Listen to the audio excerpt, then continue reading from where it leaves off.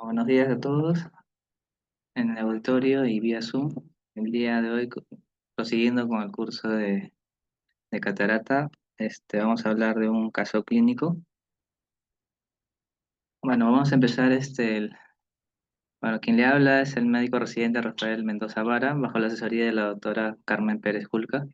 Vamos a empezar con una imagen para poder más o menos saber de qué estamos hablando y poder empezar con el caso clínico.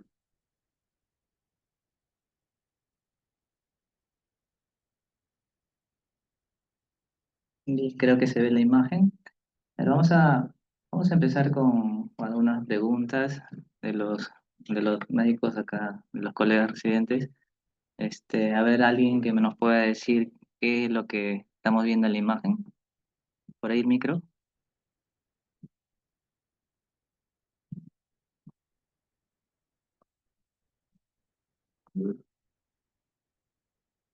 Ya. A ver, otro por ahí. Mm, sí, es imagen de una superficie ocular de nuestro no precio de palabras y vemos la cámara anterior, la córnea clara, dilata aproximadamente bien, 70%, 80%, y observamos una opacidad cristalina, es una catarata avanzada. Ujú, muy bien. A ver, por ahí un R2 por ahí, por favor.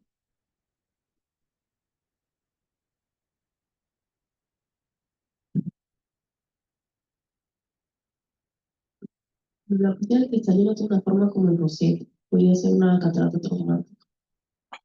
¿Qué podría pensar en eso? Ya, por ahí alguien más.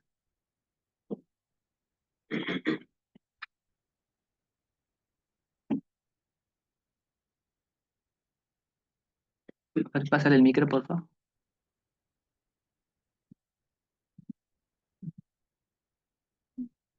Bueno, aparte de lo anteriormente descrito, me impresiona como si la cámara estaría estrecha o empujada por el cristalino o anteriorizada. Mi catarata como impresión anteriorizada. Ujú. A ver, otra opinión más por ahí.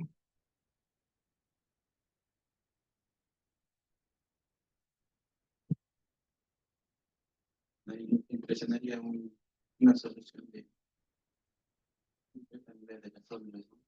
¿Verdad que 6 horas?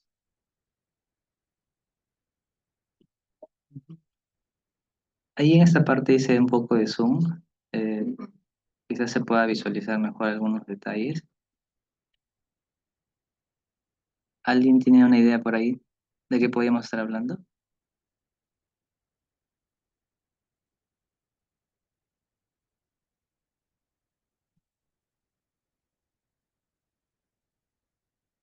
Esto de acá, a ver, sobre la parte superior, qué podríamos ver en esta zona?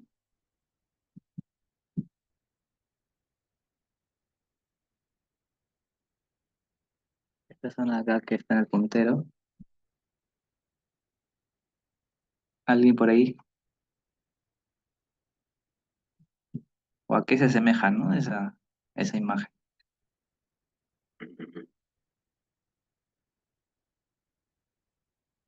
¿Alguien tiene una idea?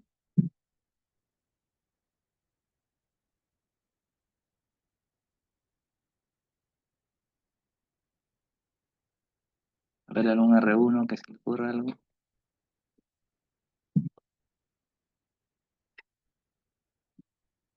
Pareciera como si hubiera un lente por encima del cristalino, un lente ocular.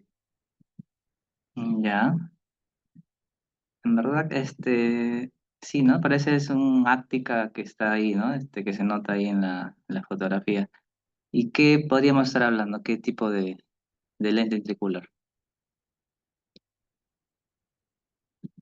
Un lente fáquico. Ujú, muy bien, porque todavía está el cristalino ahí, ¿cierto? A ver, otra idea por ahí más, ya que la otra nos comenta que probablemente hay un áctica y un lente. ¿Qué más podríamos decir frente a eso? ¿Qué tipo de lente es? ¿A un R2?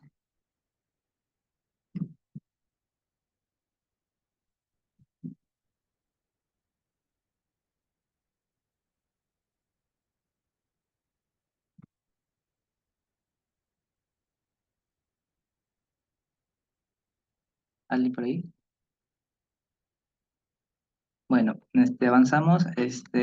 Bueno, si bien esta zona que estábamos viendo, si bien es cierto, es el láctica que se ve de un lente, en este caso fáquico. eh, en este caso también vemos una directomía que le han hecho, ¿no? En la parte del iris, en la parte superior. Ya, esto es un lente fáquico, ¿no? Que en este caso,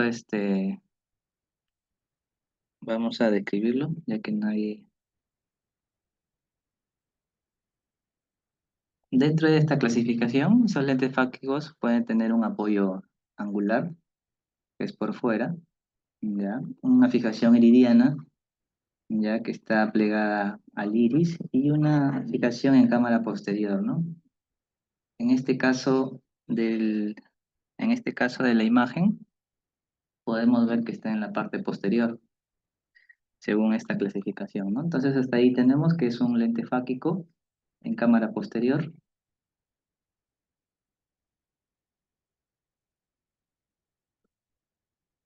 A ver, ¿alguien por ahí nos podría decir en qué casos podríamos poner estos lentes fáquicos? ¿O por qué podríamos explicar esta imagen de la posición de láctica? Bueno, ya sabemos que es un lente fáquico, ¿no? Pero ¿en qué casos podríamos estar sospechando o le podrían haber puesto a este paciente? ¿Alguien tiene una idea? ¿Un residente? Podría ser un paciente con una medida muy alta que no corregía y no era candidato para cirugía refractiva, se le puso un lente intraocular. Claro, ¿no? Lo que dice buena parte eso es correcto. ¿Alguien tiene otra idea?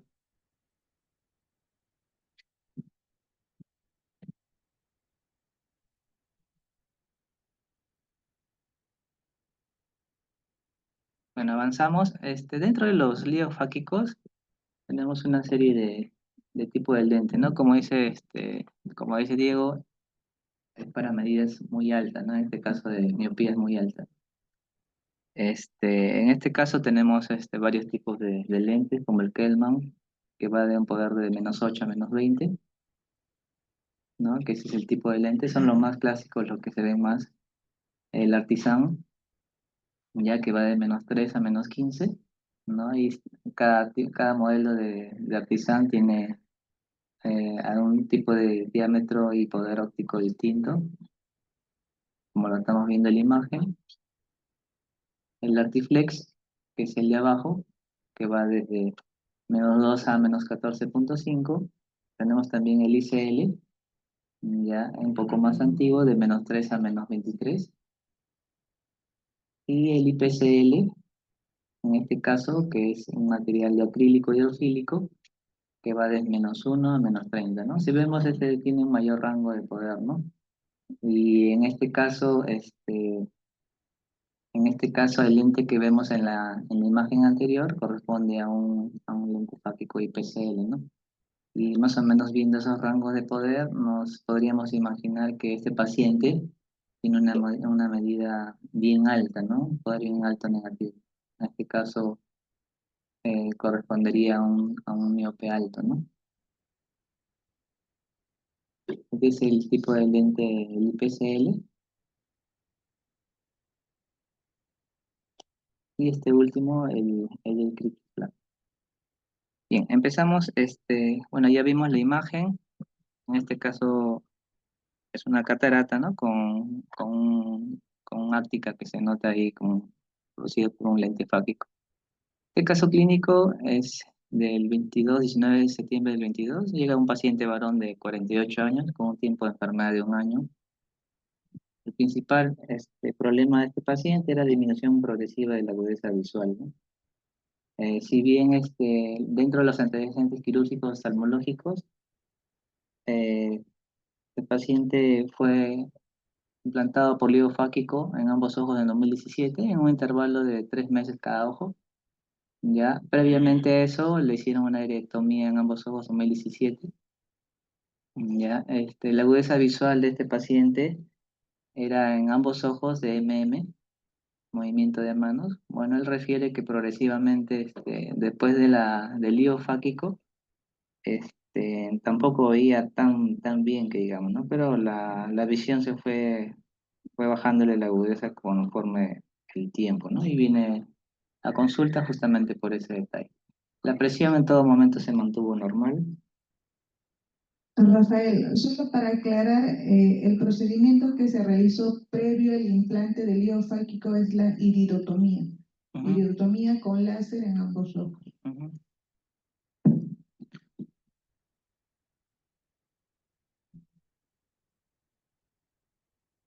Bueno, eso fue el ingreso, luego pasó ya al servicio de córnea, donde se evalúa el paciente y se ve un tipo de catarata como describieron, ya un N3 y aparte un componente capsular anterior en ambos ojos, ¿no? En este caso no se veía el fondo de ojo por la opacidad de medios y la catarata.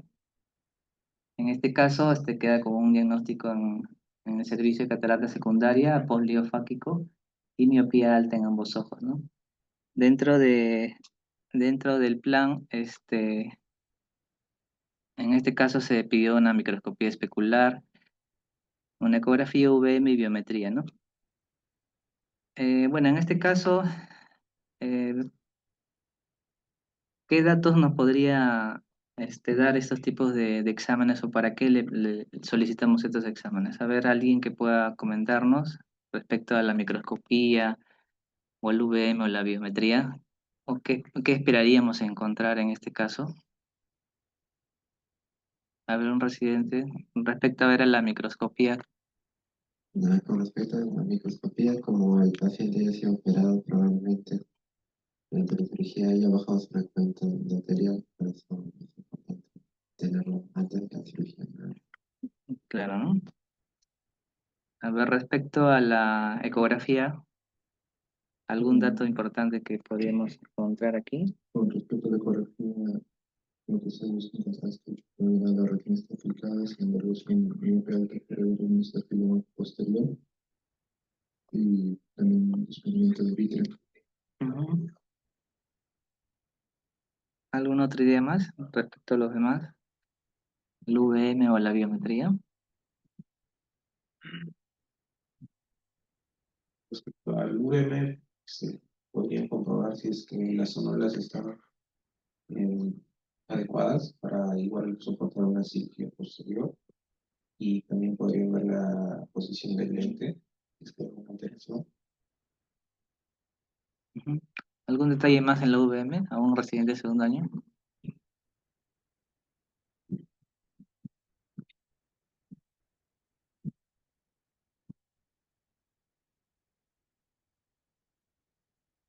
Ahí hablemos.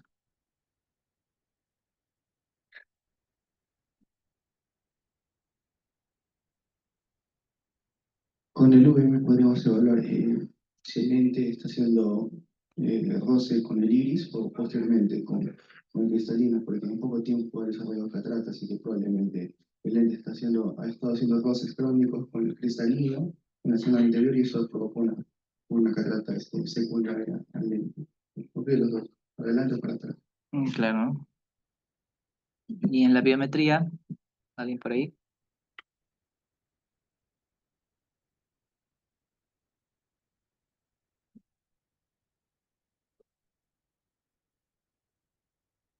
Bueno, en este caso tenemos la ecografía, se realizó el 6 del 10 del 22. Como lo comentaron, ¿no? En este caso, si vemos que son paciente miope alto, Bueno, en este caso el paciente refería, no tenía la documentación, pero él refería que tenía un -27 en ambos ojos. En este caso se encontró la retina aplicada y, bueno, un estafiloma posterior, ¿no? En ambos ojos, ¿no? Esto nos da a deducir, pues, que verdaderamente era un miope alto y ya tenía este tipo de manifestaciones en el fondo del ojo, ¿no? Dentro de lo que es la microscopía especular, como bien lo dijeron, para el recuento, ¿no? De celular. En este caso, el recuento era normal, 2548 a 2326. Bueno, para ver criterios de lo que es respecto a la disminución de células endoteliales, debemos saber que, bueno, también hay signos de alarma, ¿no? Lo normal que debería suceder es que disminuya más del 100% de células endoteliales en un año, disminución de mayor o igual a 25% en 3 años, y células endoteliales menor de 1500 o 30%, ¿no? También valorar que lo normal el límite permitido es 0,6% de disminución al año, ¿no? En células endoteliales, ¿no? Por ejemplo, si tenemos 2000 células, el 1,6% es 32 células al año, ¿no? Este sería un límite en el año que se podría disminuir, ¿no? Ese para tenerlo presente. O en la siguiente consulta ya está con diagnóstico de catarata complicada en ambos ojos. Se solicita prequirúrgicos, ya con el plan retiro de IPCL más cirugía de catarata del ojo derecho, ¿no? En este caso, en la VM, como decía el- el colega, en este caso, respecto a las características de la VM, no, se tenía una cámara anterior de 3,27. La distancia entre el lío y el cristalino estaba en 0,17, que más o menos nos da unas 170 micras, que como decía, ¿no? Este lente en algunas zonas de la imagen, el láctica rozaba al cristalino, ¿no? Y esto, lo más probable que el rozamiento crónico que haya tenido esta haya generado, como bien lo dijeron, que se haya producido este tipo de catarata, ¿no?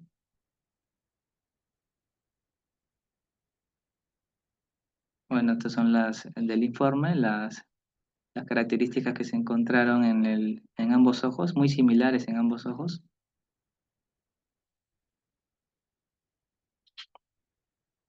En la biometría, bueno, el dato importante de la longitud axial, este, más que nada para confirmar, ¿no? Que es un miope bien alto, tiene 36,79 de longitud axial. Incluso las medidas del lente, ¿no? Dieron de -14, -15, -16, a pesar que, a pesar que ya lo habían operado también. Dentro de lo que es el plan, se decide hacer facomulsificación más retiro del lío fáquico más implante de lío.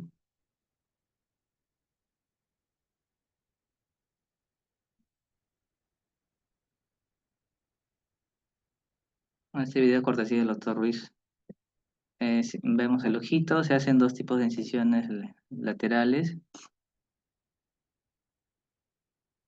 Ya se inyecta viscoelástico dispersivo por encima y por debajo del lente fáquico, con el fin de separar y poder hacer la recolección. Acá se moviliza el lente en posición original, se alinea el lente. Luego de haber alineado el lente, se va a proceder a hacer una incisión principal de 3 milímetros.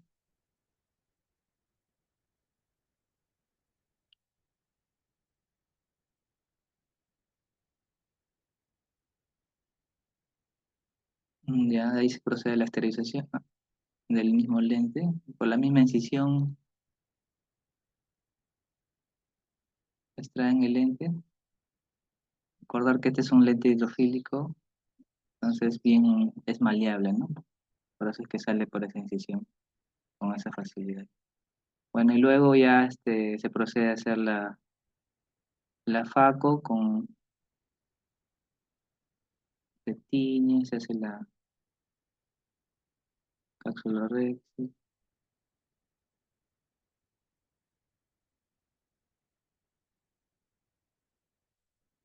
y la masificación del cristalino.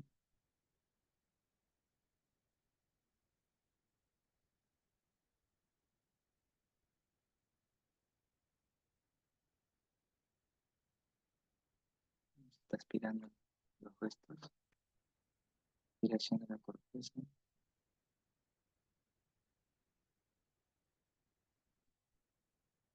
Cuando ya esté todo, se pone el viscoelástico y ya para el implante del lente. En este caso, con un lente plegable de 3 piezas.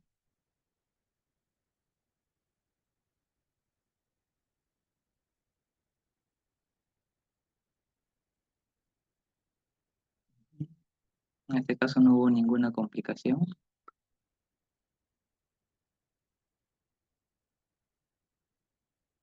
En, viendo algunas causas del desplante, porque este paciente tuvo la primera cirugía de liofáquico en el 2017 y al 2022-23 habían pasado 5 o 6 años más o menos, ¿no? Del explante, ¿no? Se describe en la literatura de acuerdo a la posición en la que se puso el lente, ¿no? O dijimos el nivel angular, nivel del iris o nivel posterior. Eh, Dentro de estas, dentro de este estudio, se vieron que el 55% producieron catarata, más en la colocación en la vía posterior. En lo que es a nivel angular, ya se produjeron más o menos un 23% la disminución de las células endoteliales, ya, y de estas produjeron descompensación corneal al 5% en pacientes que se fijaron al iris, ¿no? Estas son las tres principales causas por las que se, se tendría que implantar el lío fáquico, ¿no? En este caso se realizó el procedimiento el 16 del 2023, se retiró como vimos en el video.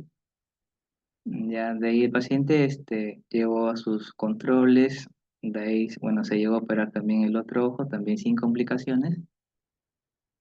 Y el 25 del 10 del 23 quedó con una agudeza visual de 2250 a 2200.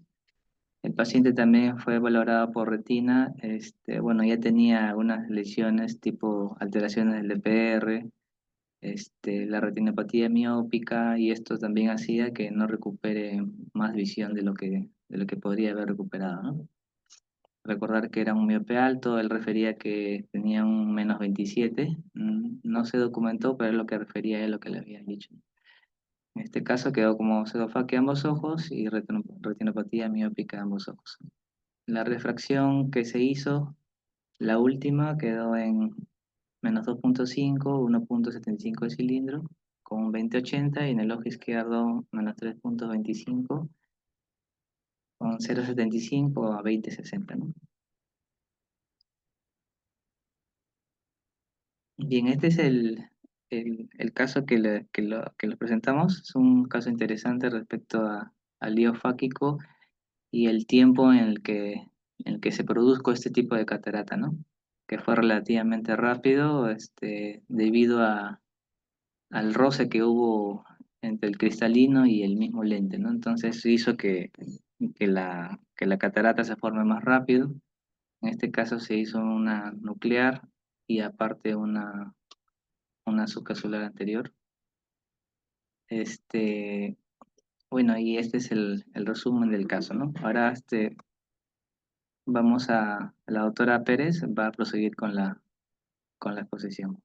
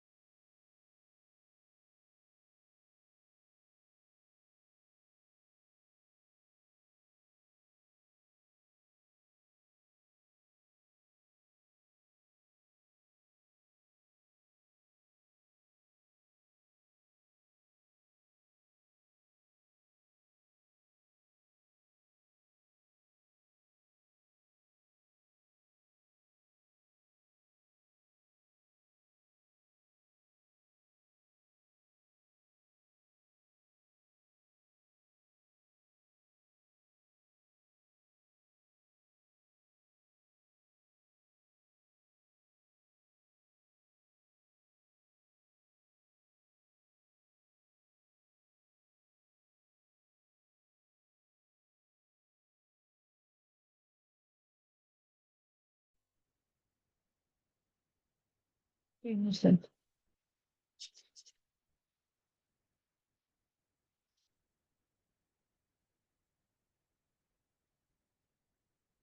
Yo no quiero así.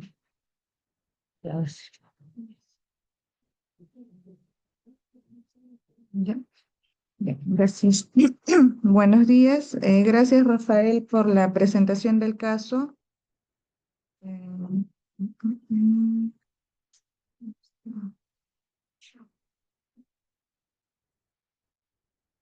mm, ya.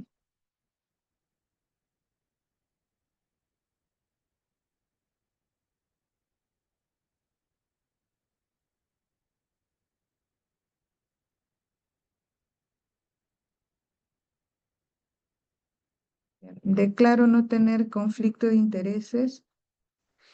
Ya. Y voy a empezar la presentación con esta frase que encontré en uno de los artículos que revisamos, ¿no? El destino natural de las liosfáquicas, o bueno, de los pacientes que se implantan liosfáquicas, será ser removido cuando el paciente desarrolle catarata de forma natural o cuando se presenten complicaciones.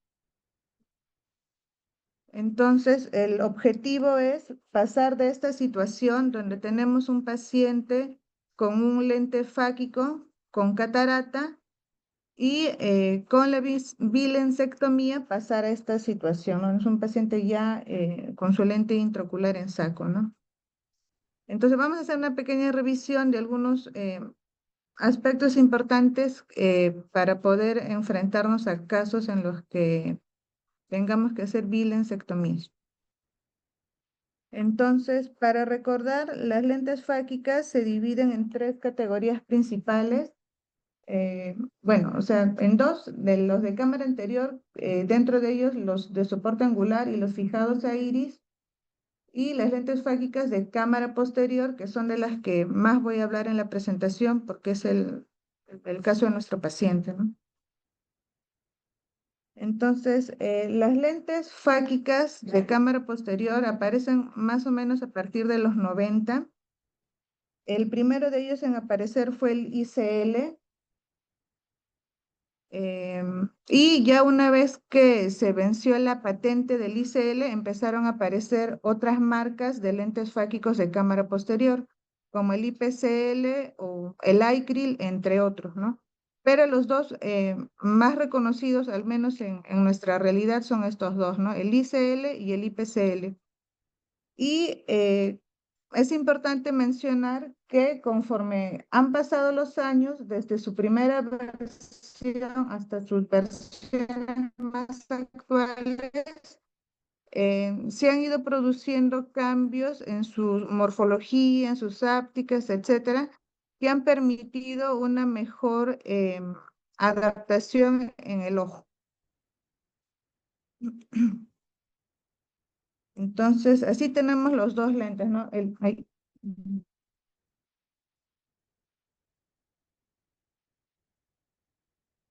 No cambian.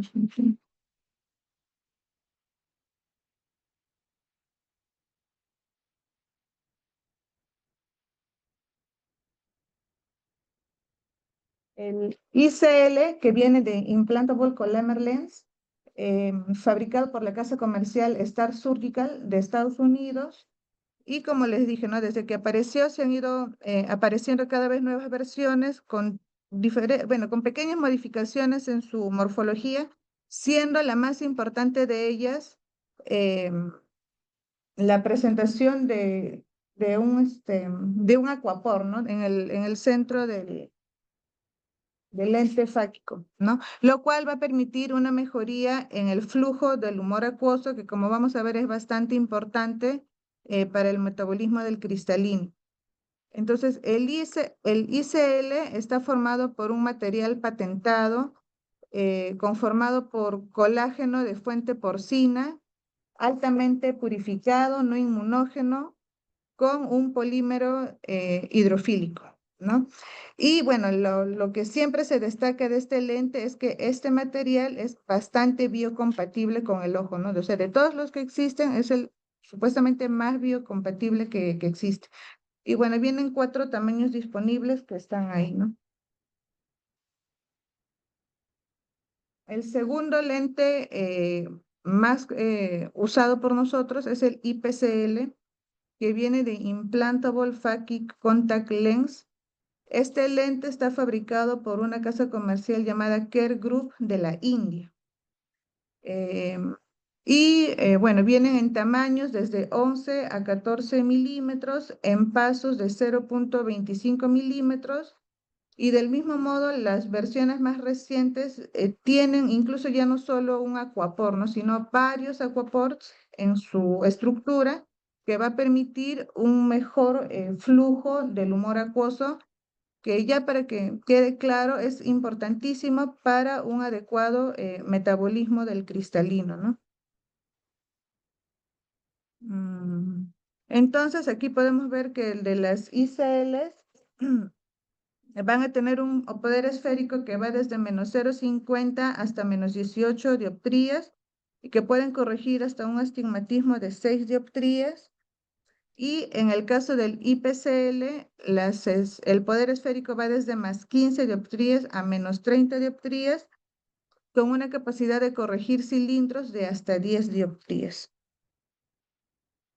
Y bueno, noten, bueno, acá para mencionar que el IPCL no está aprobado por la FDA, ¿no?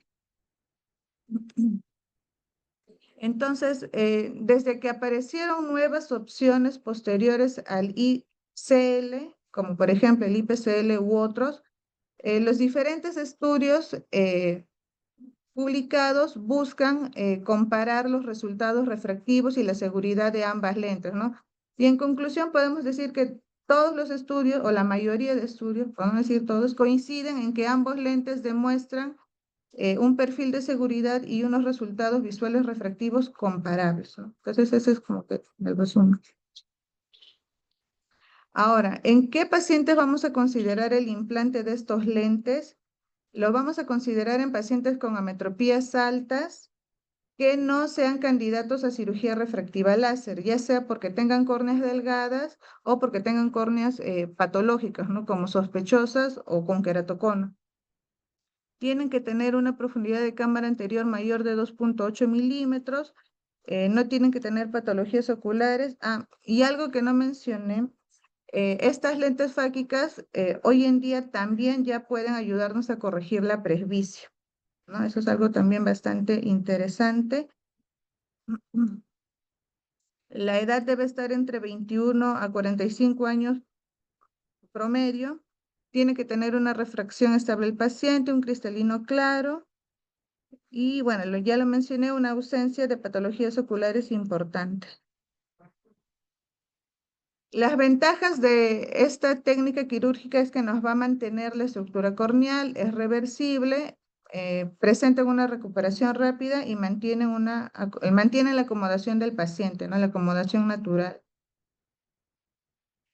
Para el cálculo de este lente, de estos lentes fáquicos, se requiere una serie de medidas biométricas del ojo, que van desde, por ejemplo, el tamaño de la pupila, la distancia blanco-blanco, la distancia surco-surco, etcétera, ¿no? Entonces son una serie de medidas biométricas que se van a ingresar a un software determinado según el lente que hayamos elegido y nos van a proporcionar la medida del lente con su tamaño adecuado, ¿no? Solo por mencionar un ejemplo, acá tenemos, ¿no? Cómo se mide la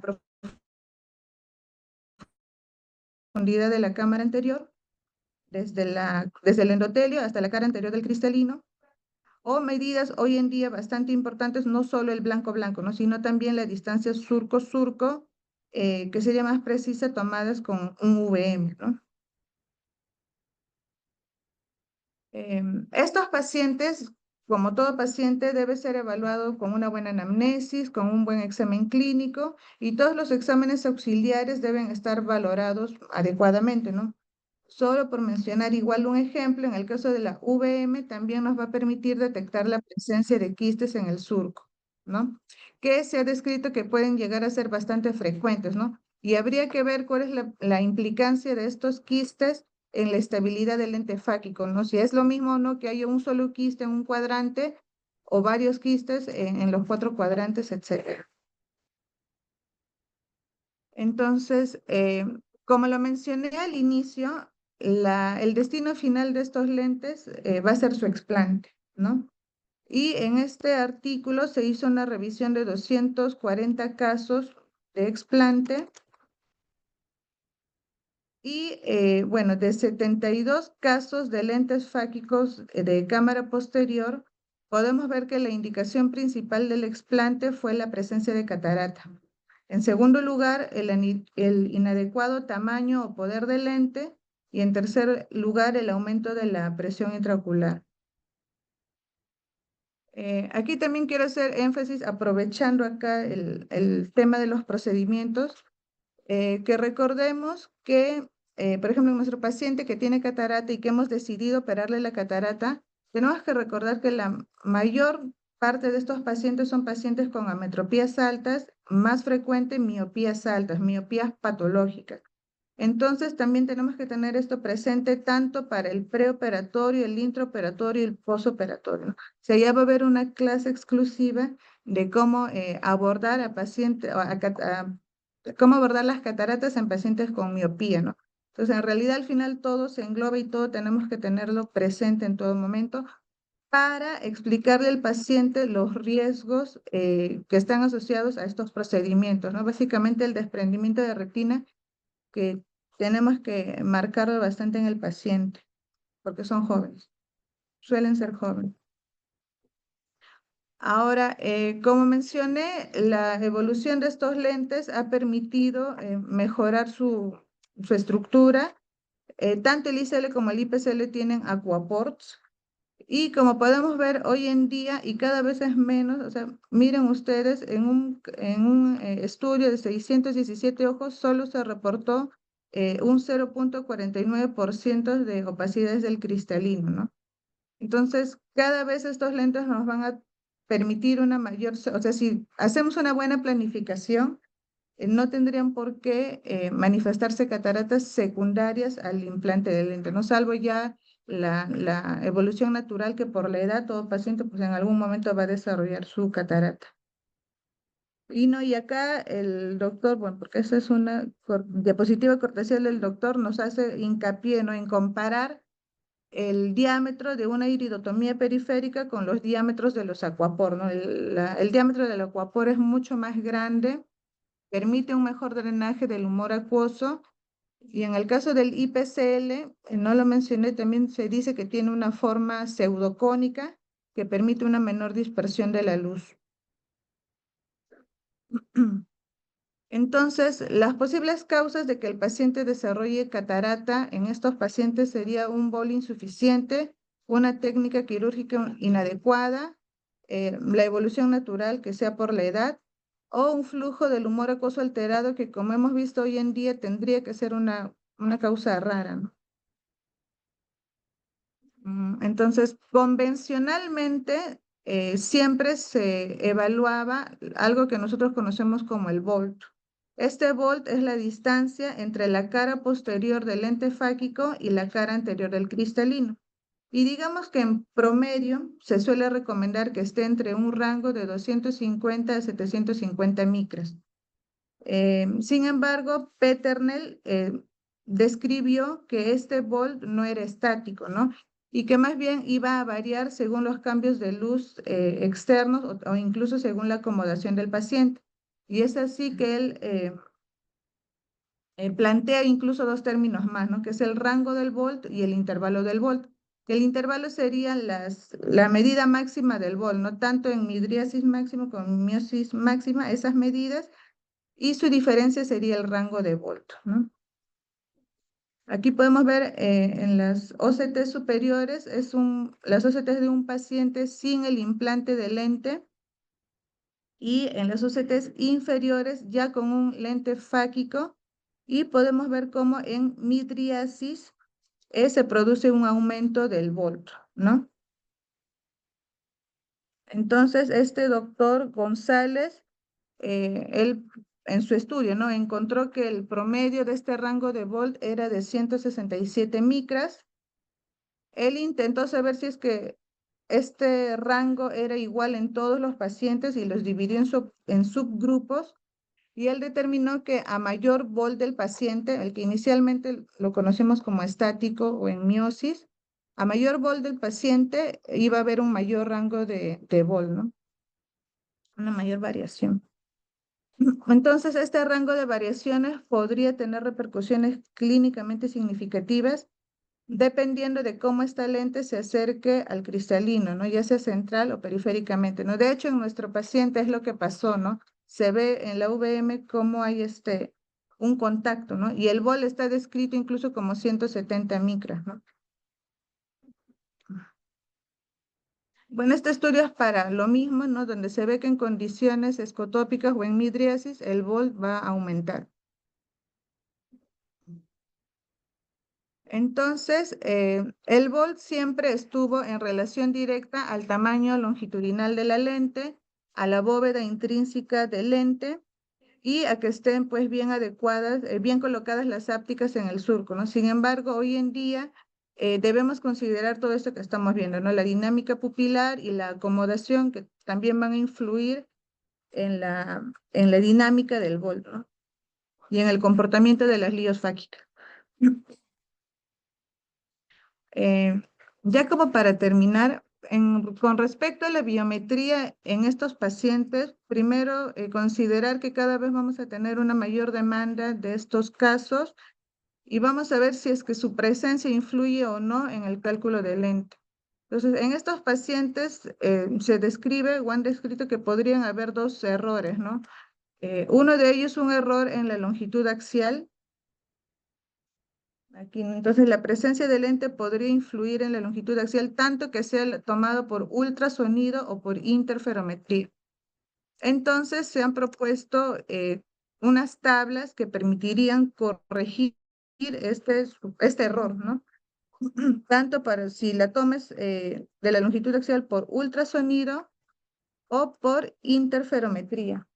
Pero aquí lo que destaca el autor es que notemos cómo estas medidas que están en esta columna azul, para corregir que es de 0.01, en la práctica o en la práctica son clínicamente despreciables, ¿no? O sea, no tendrían tanta afectación al resultado final del lente. Y el otro error que se puede producir en estos pacientes es el error en la profundidad de la cámara anterior, porque los equipos biomédicos pueden confundir la cara anterior del lente fáquico con la cara anterior del cristalino. Entonces, aquí también podría haber, digamos, un error en la profundidad de la cámara anterior, pero tengo entendido, incluso consulté que cuando esto ocurre, el operador, o sea, el que toma el examen, sí puede corregirlo, o sea, puede mirar que la toma de referencia está en el lente fáquico y corregirlo, ¿no? Colocarlo en el lugar correcto, que es la cara anterior del cristalino. Y en todo caso, el autor utilizó varias fórmulas para evaluar qué tanto influía o no este error, qué tanto influía en el resultado. Y bueno, podemos ver acá cambios de 0.5 dioptrías y que en la fórmula de SRKT no hubo mayor cambio, ¿no? O sea, era igual considerar, o sea, incluso estando mal posicionada, entre comillas, no iba a haber una mayor alteración en el cálculo del lente. Entonces, este estudio del 2021 igual busca evaluar las fórmulas que se pueden emplear en estos pacientes y analizaron 24 casos. Hicieron el mismo hincapié, ¿no? Que en los estudios biométricos puede haber ese error, ¿no? De considerar la cara anterior del lente fáquico como si fuera la cara anterior del cristalino. Entonces, esto es lo que sí, siempre que sea posible, debemos evitarlo, ¿no? Aquí están las características de los 24 pacientes y de todas las fórmulas que se emplearon, fueron la de Kane y algunas de tercera generación, nuevamente como la de SRKT, las que tuvieron un menor promedio de error refractivo predictivo. Acá también podemos ver cómo estas fórmulas, tanto la Barrett universal, la de Kane y la de SRKT, fueron las fórmulas con mayor proporción de error refractivo dentro de las 0.75 dioptrías. Ya. Y bueno, para terminar, tenemos este artículo que nos expresa los resultados obtenidos y el perfil de seguridad en la cirugía como tal, ¿no? En las de bilensectomía. Y en este caso, la indicación fueron en 84 ojos la presencia de cataratas, en un ojo el edema corneal, en un ojo el desplazamiento del lente y en un ojo la sorpresa refractiva, ¿no? De las cataratas que presentaron estos pacientes, la mayoría fue de tipo subcapsular anterior, también subcapsular posterior y nuclear, ¿no? Entre otras. Ya. Acá también podemos ver el tiempo, ¿no? El tiempo que pasa entre el implante del lente fáquico y la decisión de realizar o no la bilensectomía, ¿no? En este trabajo, el tiempo promedio para el lente ICL fue de 99 meses, de IPCL 5 meses y en nuestro paciente fue de 60 meses. No, bueno, 6 años. Y bueno, en los resultados preoperativos y posoperativos podemos ver claramente una mejoría de la agudeza visual, tanto mejor corregida como no corregida.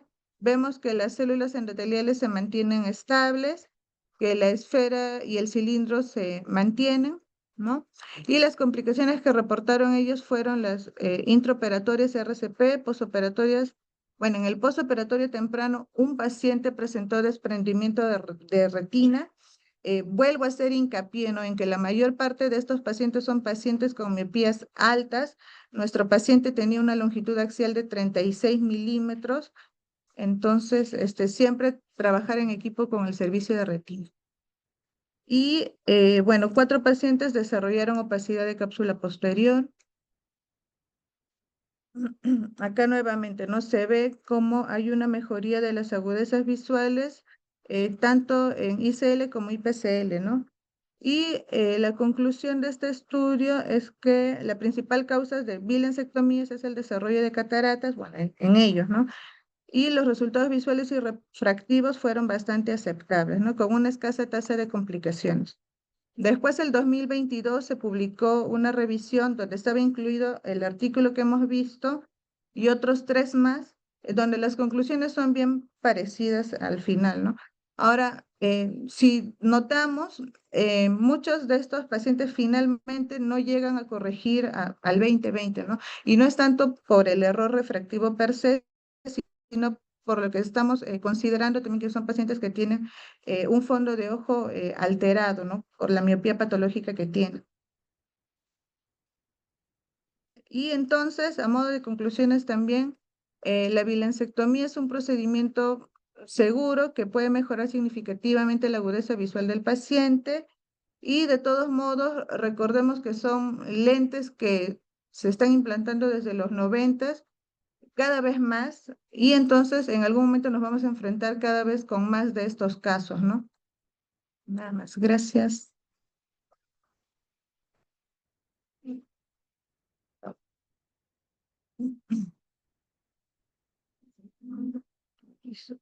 Para ver el chat.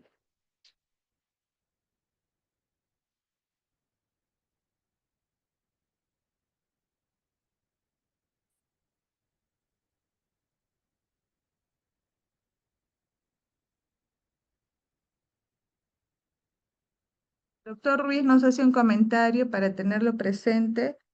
Las lentes fáquicas positivas van a ser más gruesas en el centro y más delgadas en la periferia, al contrario de las lentes negativas, ¿no? Y estas zonas pueden rozar el cristalino y ocasionar catarata, ¿no? Y este podría ser el caso de nuestro paciente. Y de hecho, cuando es así, la primera manifestación va a ser una opacidad subcapsular anterior, ¿no? Que se veía en el paciente, no sé, la foto.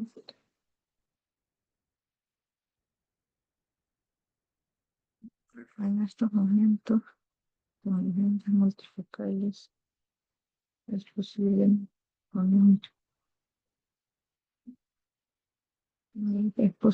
poner multifocal. Hay una pregunta que dice, en estos momentos con los lentes multifocales, ¿es posible ponerlos y no los lentes fáquicos. Los lentes fáquicos tienen su indicación, ¿no? O sea, pacientes con ametropías altas que no son candidatos a cirugía refractiva láser, ya sea por su córnea delgada o por una córnea patológica, ¿no? Ahora, en honor a la verdad, hoy en día cada vez se está haciendo o sea, se está ampliando sus indicaciones, ¿no? Y ya no necesariamente ametropías altas, ¿no? Sino incluso también ametropías bajas, pero que no sean candidatas a cirugía refractiva láser.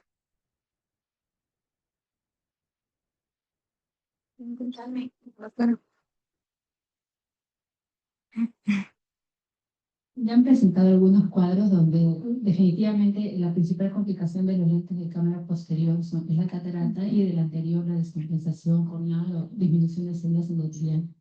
Dentro de los de cámara posterior, como mencionaron, hay dos principalmente que conocemos, ¿no? El ICL y el IPCL. ¿Han encontrado diferencias en este riesgo de hacer catarata de estos dos lentes? ¿O por sus características, crees que alguno haría más catarata que otro? Recuerdo haber leído en alguno de los artículos que si comparamos el IPCL con el ICL, el IPCL tiene una menor, o sea, está menos hidratado, tiene una menor composición de agua y en teoría eso le da una mayor estabilidad a precisamente todo lo que hemos estado viendo del dinamismo del bol, ¿no? Entonces este lente, al ser más estable, produciría menos catarata. Pero al final, cuando hacen los estudios comparativos, son bien parecidos los resultados. O sea, hasta ahorita el porcentaje, porque ambos han evolucionado, Ujú. el apopor y todo lo demás. Ujú. Entonces, todavía no está muy definido, entonces, o sea, si alguno haría más que otro. No, yo a lo que entendí es que todos son equiparables, ¿no? O sea, siempre alguno va a destacar con uno que otro. O sea, los ICL sacan pecho por su biocompatibilidad, ¿no? El IPCL, sus costos, ¿no? O sea, para el paciente es un costo más accesible. Porque algo que tiene a favor el IPCL es que tiene sus saltos, como lo has mencionado, de 0,25. Mayor rango, ajá. Entonces te da mayor rango y ser más exactos en la elección del tamaño. Y el tamaño del lente es muy importante en este caso. Mientras más exacto sea, pues el bol es más exacto y en teoría no hay posibilidad que haga catarata. Entonces, eso también podría ser a favor del IPCL. Pero nosotros más en sí tenemos experiencia de ICL, ¿no? Además, en el tiempo se ha puesto más ICL, entonces es probable que encontremos más catarata por ICL, pero por la cantidad que se ha puesto comparado al IPCL. Pero sí, en teoría el IPCL podría, es solamente una hipótesis, de hacer menos catarata. Eso también es muy relativo, como tú has mencionado, en ese estudio el porcentaje de catarata secundario al lente fáquico es bien bajo, menos del 1%, ¿no? Sí. Ese estudio debe ser algo actual, me imagino, para que tenga un porcentaje tan bajo y depende también del tiempo de seguimiento. Porque en su caso, por ejemplo, es una catarata subcapsular anterior, pero también es nuclear. O sea, ahí el mecanismo, estamos hablando posiblemente de roce al ser subcapsular anterior, pero también la evolución natural del paciente. Es un miope alto, tiene todo el derecho de hacer catarata nuclear joven. Entonces, mayormente no es un solo mecanismo, sino se van juntando, ¿no? Entonces, que sea solo el porcentaje, menos del 1%, creo que se mencionó en ese estudio, es un poco raro, ¿no? Porque todos esperamos, son miopes altos, van a ser catarata más jóvenes y que tenga un porcentaje tan bajo, me imagino depende del tiempo de seguimiento que se ha hecho a esos pacientes, ¿no?